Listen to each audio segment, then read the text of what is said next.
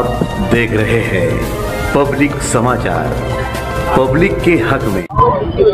आज जमूर high school के management की चेयरमैन और प्रेसिडेंट साजिदा निहाल अहमद, सेक्रेटरी शान हिंद और मैनेजमेंट के मेंबरान के साथ हम जमूर स्कूल में आए थे। हमको कोई ज़रूरत आने की थी नहीं। असल में ऑथेंटिक मैनेजमेंट यही है, कानूनी मैनेजमेंट यही है।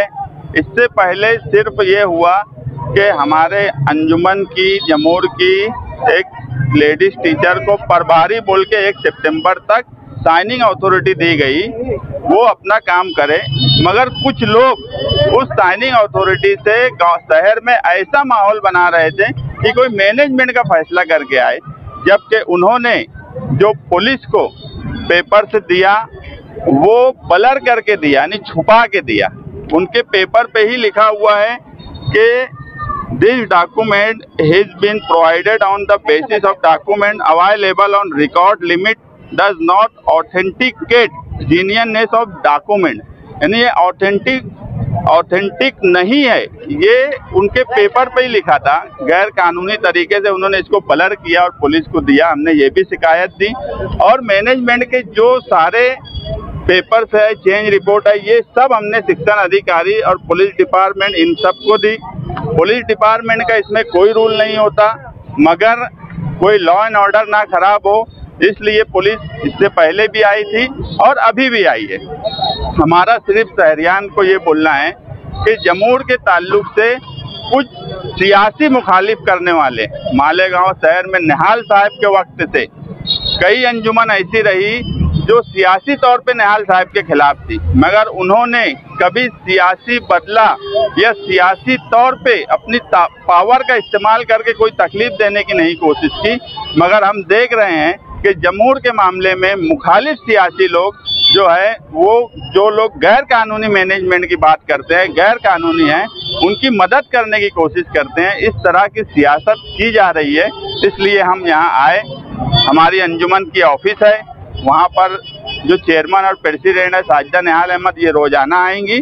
हमारे पास कुछ टीचरों की जब शिकायत आई, हमारे पास इतना वक्त नहीं रहता कि हम लोग यहाँ पर रोज रोज आए, मगर यहाँ पर कुछ सीनियर टीचर, कुछ टीचरों की शिकायत आई कि तालीमी नुकसान 8-10 दिन में बहुत ज़्यादा हो रहा है। कुछ ऐसे लोग आ रहे हैं जो गैर ज़रूरी है, टीचरों पे दबाव बना रहे हैं, बच्चों के तालीमी नुकसान हो रहा है, इसलिए हमको यहाँ आना पड़ा।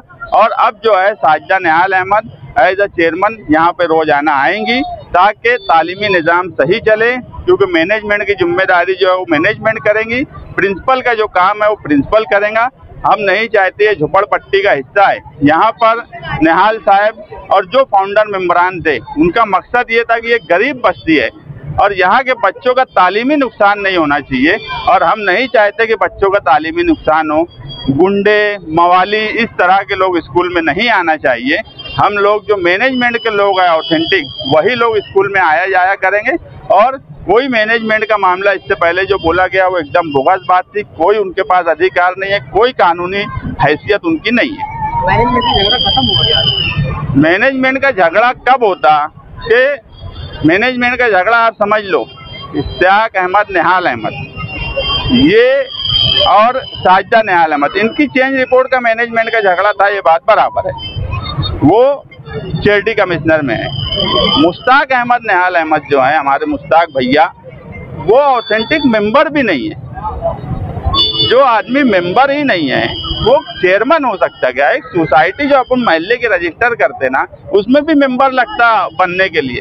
इन्होंने सिर्फ चैरिटी में एक एप्लीकेशन दाखिल किया। एप्लीकेशन तो ऐसा है कि इखलाक भाई भी अगर एक एप्लीकेशन देंगे कि मैं जमूर का चेयरमैन है, तो वो टपाल में ले लेंगे, वो तो बाद में देखें ना इखलाक भाई मेंबर है कि नहीं है। तो ये ऐसी बात है। मुश्ताक अहमद, मेरे मुश्ताक भैया का कोई ऑथेंटिक अधिकार मैनेजमेंट का नहीं है, इसलिए मैनेजमेंट का झगड़ा ही नहीं है। हेडमास्टर है तो उनके लिए नहीं, देखो साइनिंग अथॉरिटी 1 सितंबर तक उनको दी गई है, 1 जून से 1 सितंबर।